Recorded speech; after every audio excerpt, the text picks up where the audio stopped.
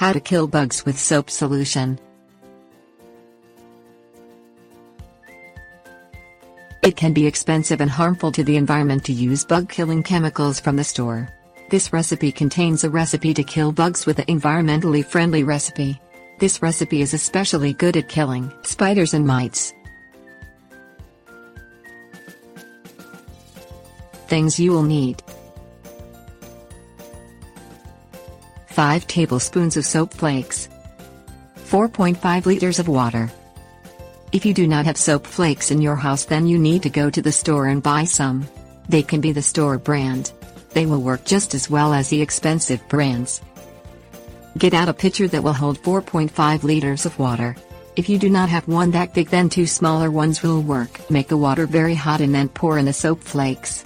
Now stir the soap in the water, making sure that the soap is dissolved. Go outside and pour around your house and plants. Try to not get on the plants as the soap can kill them.